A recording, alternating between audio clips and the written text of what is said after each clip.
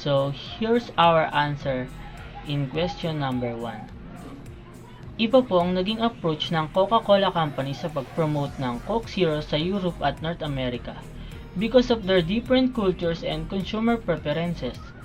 In Europe, mas kilala po ang term na diet drink, habang sa North America naman po, mas kilala naman ang low-calorie drink. This is a right decision because people have different views on the terms diet and low-calorie in different places. Sa Europe po, ang diet ay mas nauugnay po sa mga produktong mababa sa calories, samantalang sa North America, ang diet ay pwedeng ma-interpret as ibang category o lasa since magkaiba naman talaga ang lasa ng Coke Zero kesa regular Coke. And because of this, Coke Zero became popular in both of these two different regions instead of using the same marketing strategy for both.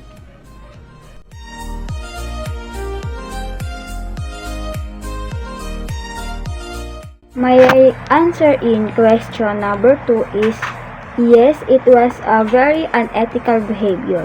Why? Because it is a fake or it's not real. Even we say it's just for interest or it's just for fun. Creating a fake blog is a very dangerous because some people or consumer can misleading or misinterpret the fake content and can damage the trust of people.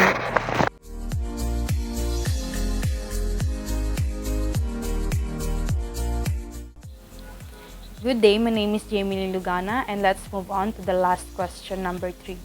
Coke used celebrities endorsers for Coke Zero in Europe, including Cheryl Cole and Wayne Rooney. In addition, the company initiated a marketing tie-in with the James Bond movie released in 2008, Quantum of Solace. Are these promotion strategies appropriate for Coke Zero? Do the spokespersons match the image that Coke Zero is trying to promote? Using celebrity endorsers like Cheryl Cole and Wayne Rooney, as well as a marketing tie-ins with a James Bond movie like Quantum of Solace, can be effective promotion strategies for Coke Zero. Celebrity endorsements has a big impact that can help create a strong association between the product and the celebrity's image, attracting fans of these personalities to the brand. In the case of Cheryl Cole and Wayne Rooney, parehas silang popular sa Europe at ang kanilang endorsement ay talagang napakalaking tulong para lalong makilala ng mga badla ang Coke Zero. Cheryl Cole's influence in the music industry, while Wayne Rooney ay isang famous football player na talagang namang papatok para mag-promote ng product to a diverse set of consumers.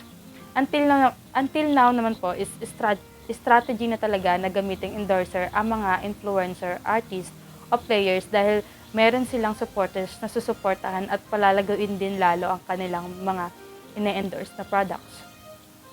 And also, they tie in with the James Bond movie aligned with Coke Zero's attempt to create a sophisticated and stylish image.